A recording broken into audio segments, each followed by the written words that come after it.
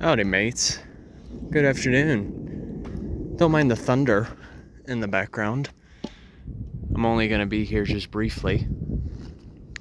Welcome to monsoon season in Utah, in which you're going to have periodic moments of when it will storm quite a bit.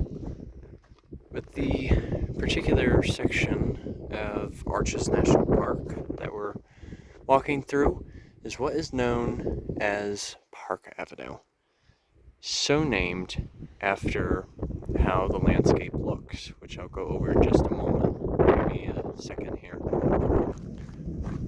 A bit of the premise as to why this is called Park Avenue is when you walk through, surrounded by the towering rock structures, it reminds you a bit of Park Avenue, like in New York City. A lot of the names of geologic sites are based off of one's imagination in terms of what does it look similar towards. In this case, when this park was coming into place, it reminded some folks of Park Avenue. So there's that. Anyway, here you are really finding that great example of the rock strata that is found here. Mentioning earlier, this lower layer closer to us, that is the Dewey Bridge Formation, which was mostly made from muddy tidal flats. And so, therefore, it makes it a lot more crumbly and susceptible to weathering and erosion. Whereas just above it is that Slickrock Formation, which are mostly from seaway interiors. I guess that's one way of putting it. So the sandstone has had a better chance of being compressed over time.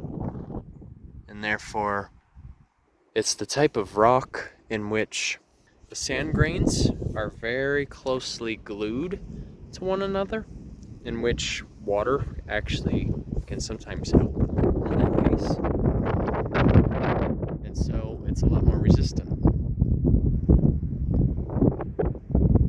Whereas the Dewey Formation is mostly sand and silt, mixed particles. And that's another reason why it erodes a bit easier. It's particularly that layer of strata responsible for making the arches at this very park.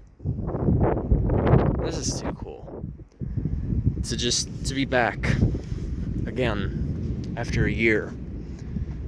I probably will say it hasn't changed all too much. Because a lot of the change that has happened in this park has taken decades, if not hundreds or even thousands or even millions of years.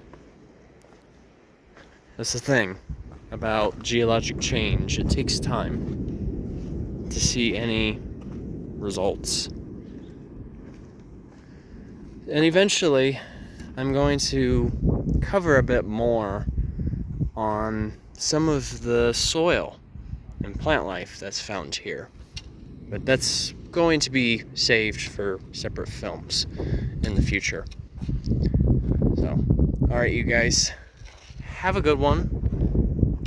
Have a great rest of your weekend. And of course, Journey on a Journey is onwards. Take care, folks.